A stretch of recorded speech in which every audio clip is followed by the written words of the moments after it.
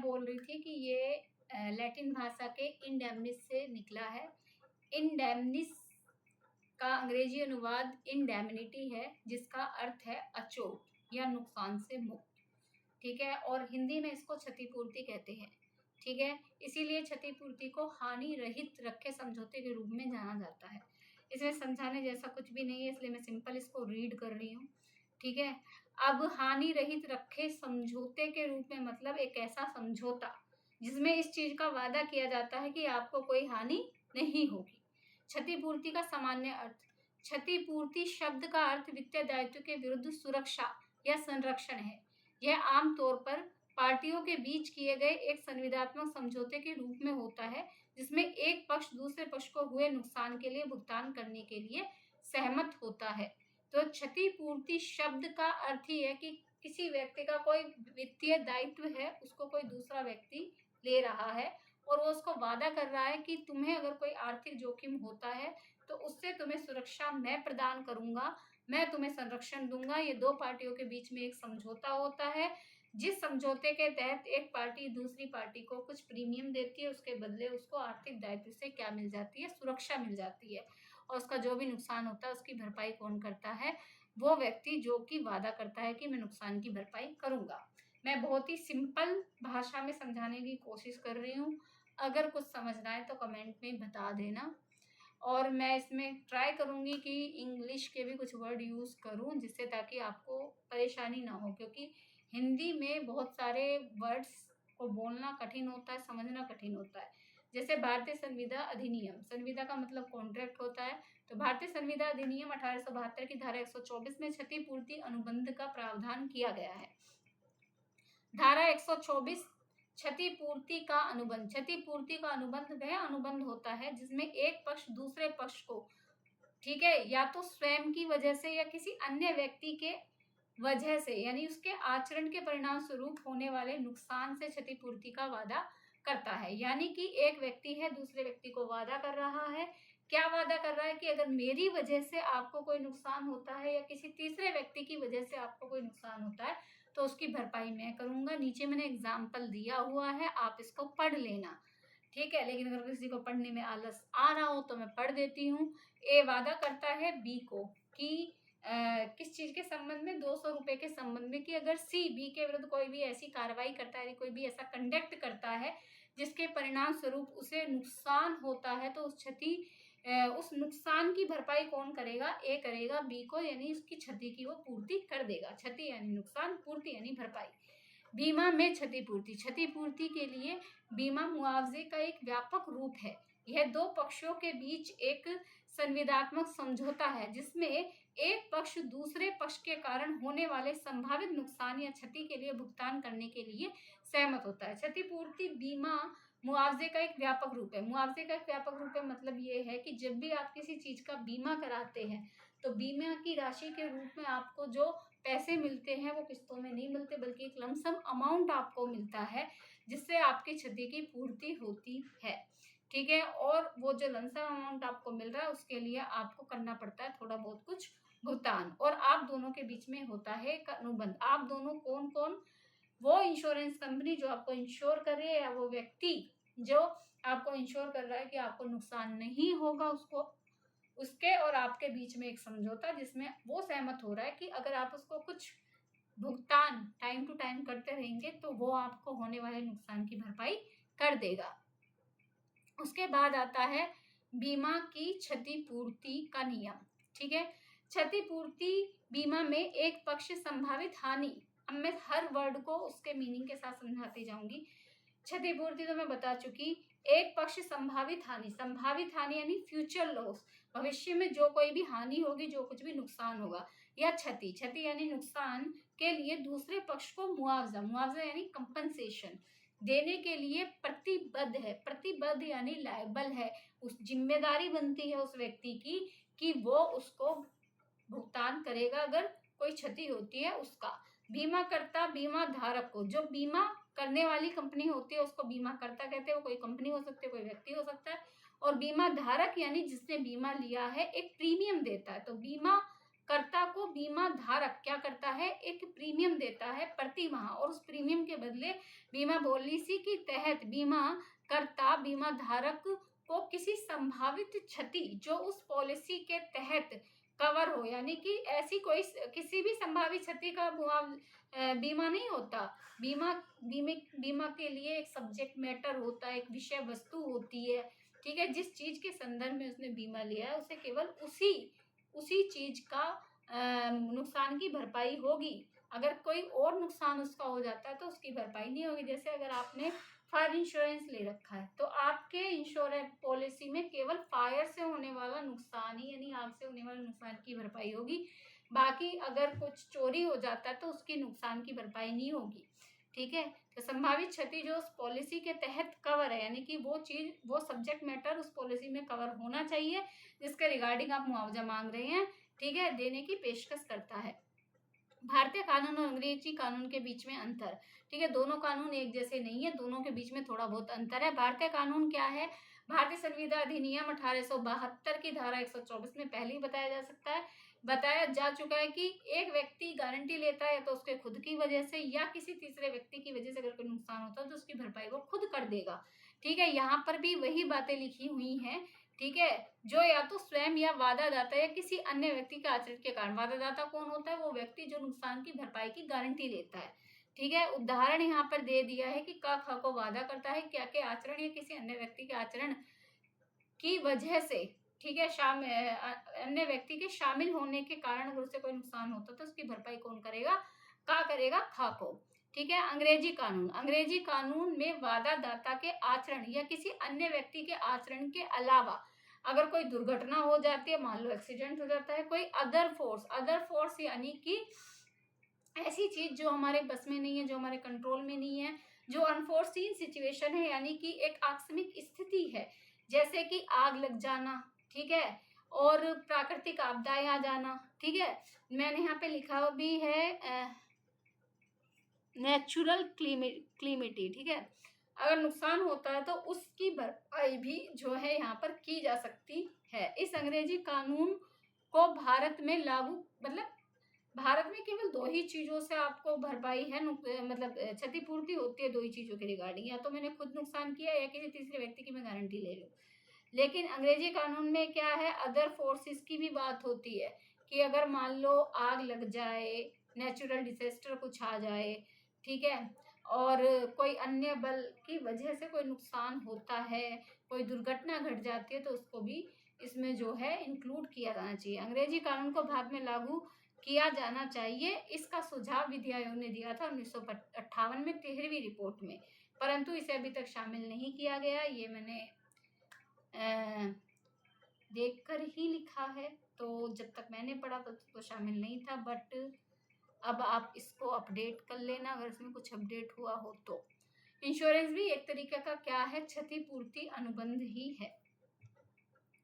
और अगर मैं आजकल के बीमाओं के बारे में देखूं तो हाँ, भारत में आज भी अगर देखा जाए तो सेक्शन 124 के रिगार्डिंग ये ही चीजें कवर हैं, ठीक है। अब हमको फिर हमारे मन में एक डाउट आता है कि अगर मान लो क्षतिपूर्ति का मतलब यही है भारत में, तो फिर ये हम फायर का जो इंश्योरेंस लेते हैं और जो बाकी चीज़ों का इंश्योरेंस लेते हैं उसमें भी तो क्षतिपूर्ति होती है, तो क्षतिपूर्ति और इंश्योरेंस दोनों में अंतर है, वो बातें मैं आगे चल के आपको बताने वाली हूँ, ठीक है।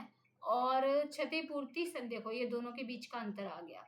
बेसिकली जो क्षतिपूर्ति है वो एक ब्रॉडर टर्म है और इंश्योरेंस उसी का एक पार्ट है, ठीक है। लॉ में अगर हम इसे लॉ की डेफिनेशन में देखें, लॉ की भाषा में देखें, तो क्षतिपूर्ति है जीनस और इंश्योरेंस है स्पीसीज, यानी क्षतिपूर्ति से ही इंश्योरेंस निकला है, यानी कि सभी तरीके के इंश्योरेंस कोई ना कोई क्षतिपूर्ति करते ही हैं, ठीक है। लेकिन एक ऐसा इंश्योरेंस है जिसमें क्षतिपूर्ति नहीं होती, उसके बारे में बताऊंगी। क्षतिपूर्ति में कुछ अन्य विशेषताएं अगर हम ऐड कर दें तो वो इंश्योरेंस बन जाता है। इंश्योरेंस और क्षतिपूर्ति में अंतर, क्षतिपूर्ति एक गैर बीमा समझौते के माध्यम से अनुबंध करने वाले पक्षों के बीच जोखिम स्थानांतरित करता है। बीमा भुगतान के बदले जोखिम को एक पक्ष से दूसरे पक्ष में स्थानांतरित करता है। दोनों के बीच बेसिक डिफरेंस क्या है वो पढ़ के अगर किसी को नहीं समझ आता तो मैं बताती हूँ। क्षतिपूर्ति एक गैर बीमा समझौता है, यानी कि क्षतिपूर्ति में आप बीमा का कोई समझौता नहीं करते, आप बल्कि एक अनुबंध करते हैं, और उस अनुबंध में आप सिर्फ इतनी बात कहते हैं कि अगर तुम्हें कोई जोखिम होता है तो उस जोखिम को तुम मुझ पे स्थानांतरित कर दो, उसकी भरपाई मैं करूंगा।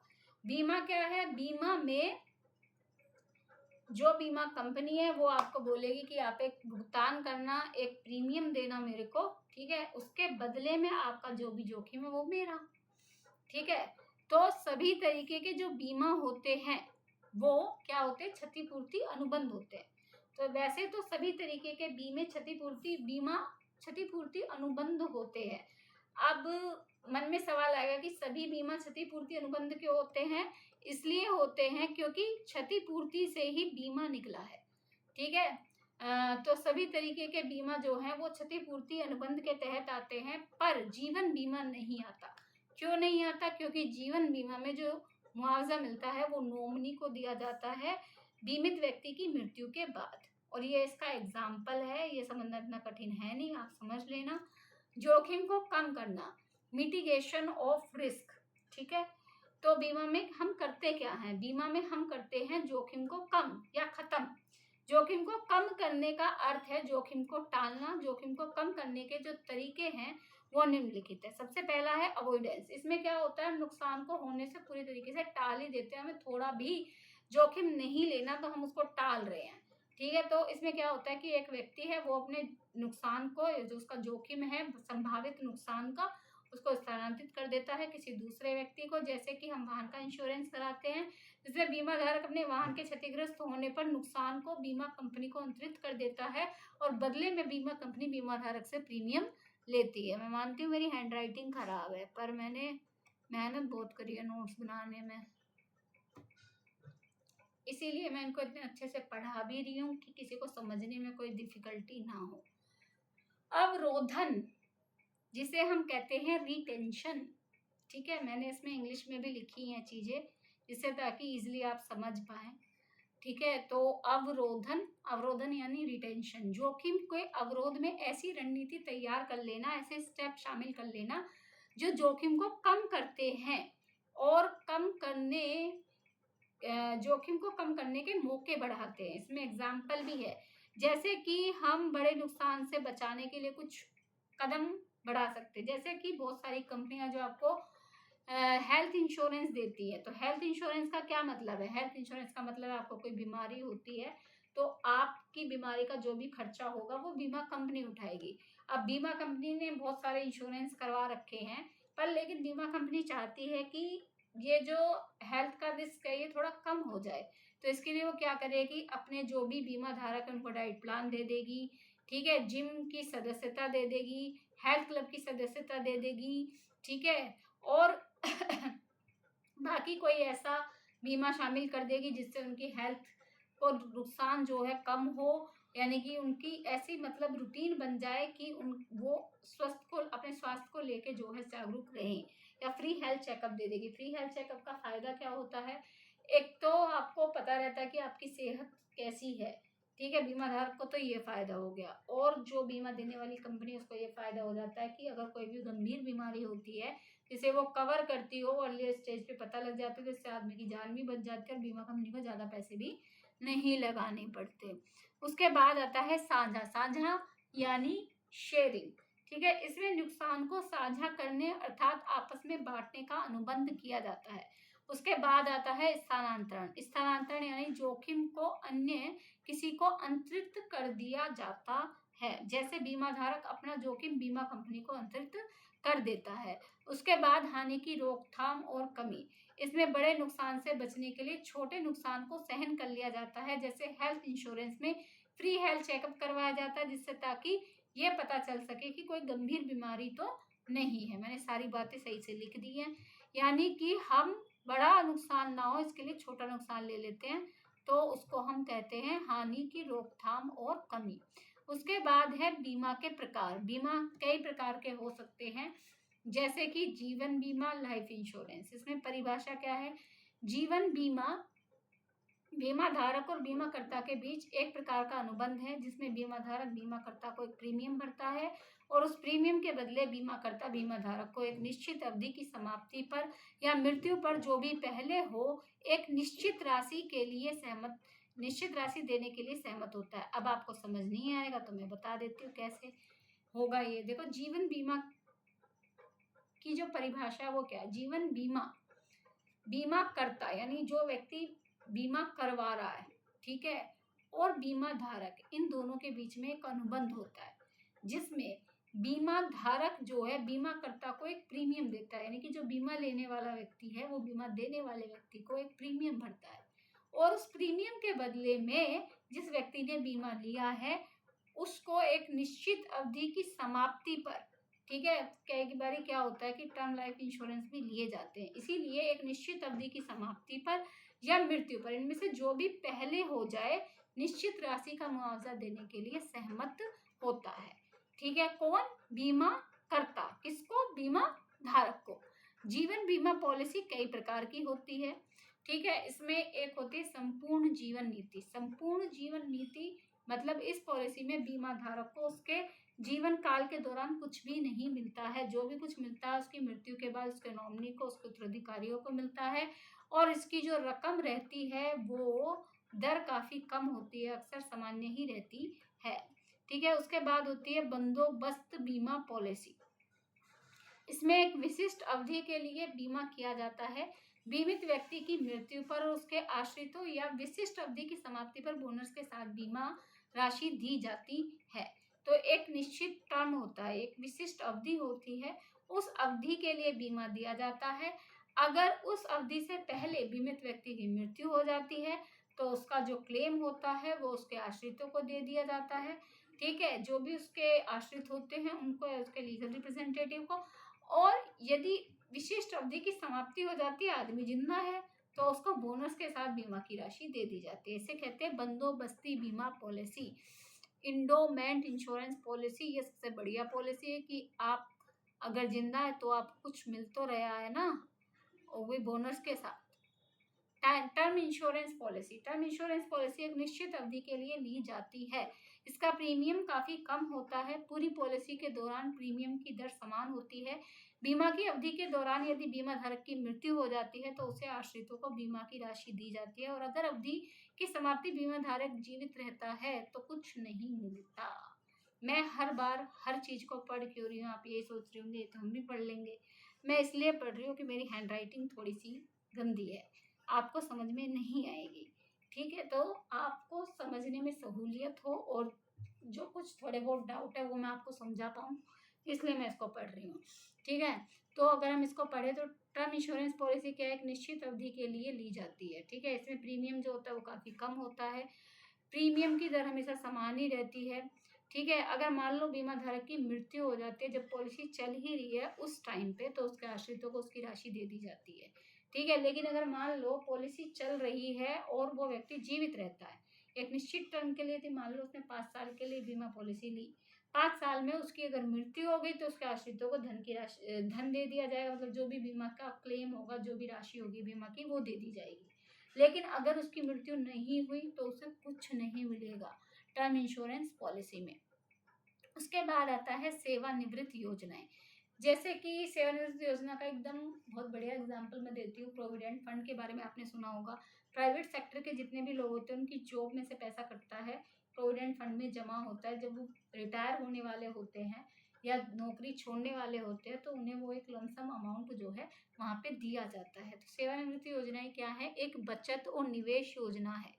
ठीक है, इसमें आप बचत भी करते हो और निवेश भी करते हो, जहाँ पर बीमित व्यक्ति को सेवानिवृत्ति के दौरान आय प्रदान, जो जब वो सेवानिवृत्त हो जाता है। अब सोच रहे होंगे कि सेवानिवृत्त क्या होता है। सेवानिवृत्त यानी सेवा से मुक्ति, सेवा का समाप्त हो जाना, यानी आपकी नौकरी खत्म हो जाना, आपकी रिटायरमेंट हो जाना, ठीक है, के दौरान आय प्रदान करता है और उसे बीमित व्यक्ति को सेवानिवृत्ति के दौरान आय प्रदान करता है। अगर आपने रिटायरमेंट प्लान लिया है तो इसमें क्या फायदा होगा आपको कि जब आप सेवानिवृत्त हो जाएंगे, आपकी नौकरी खत्म हो जाएगी, तब भी आपको इनकम होती रहेगी।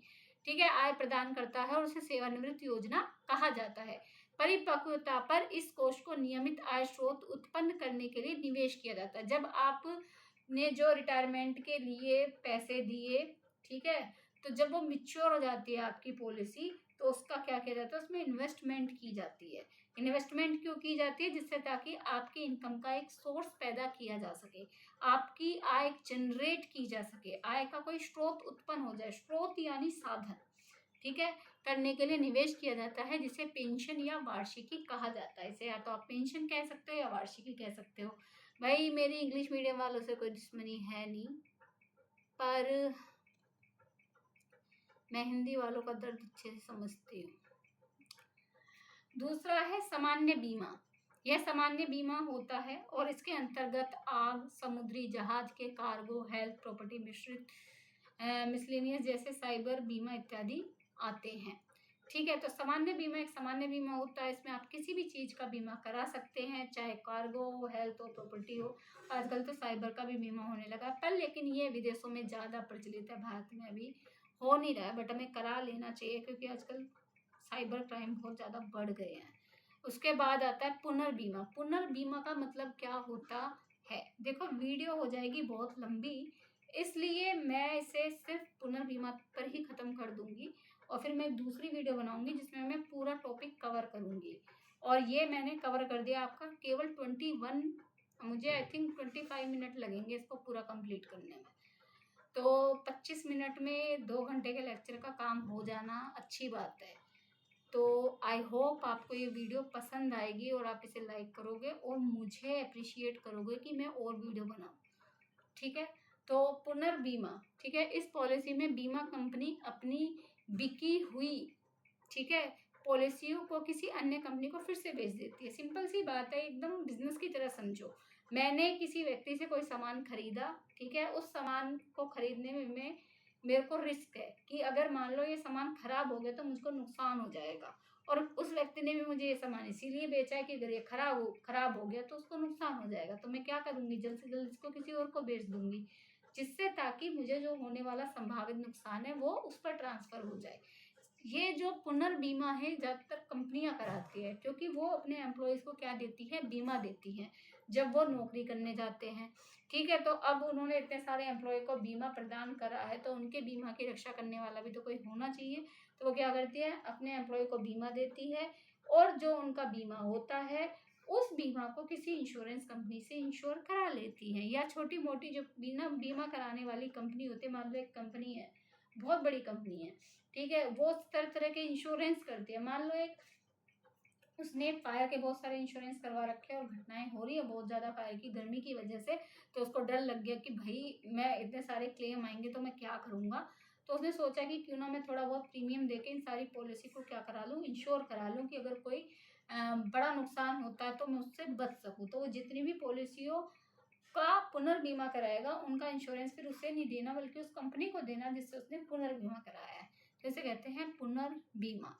हालांकि मेरा दिल बहुत कर रहा है कि मैं आगे और भी पढ़ाऊँ, पर अभी के लिए इतना ही, क्योंकि लंबी वीडियो देखना ज़्यादातर स्टूडेंट पसंद नहीं करते। लेकिन एक चीज़ हमेशा याद रखना कि जो इंसान अच्छे से किसी चीज़ को अगर आप समझना चाहते हो, ठीक है, तो आपको चीज़ों को डीपली देखना चाहिए, और आप जितनी समझ अभी विकसित कर सकते हो उतनी फिर कभी नहीं कर सकते, क्योंकि अभी आपके पास टाइम है पढ़ने का, समझने का। फिर आप किसी न किसी एग्ज़ाम की तैयारी में लग जाओगे या फिर एडवोकेसी में लग जाओगे, तो बेहतर है कि जो टाइम है उसको आप अच्छे से यूज़ करें। आप सभी का दिन शुभ हो, आप अच्छे से पढ़ाई करते रहिए। तब तक के लिए बाय बाय। मैं फिर से आऊँगी नेक्स्ट पार्ट लेके। आई होप आप मेरा पढ़ाना एंजॉय करोगे, और अगर मैं इसमें कुछ सुधार कर सकती हूँ, कुछ सजेशन देने हो, तो प्लीज़ वो भी दे देना। तो आई होप कि आपको मेरे से पढ़ के अच्छा लगा और मेरे को पढ़ा के अच्छा लगा।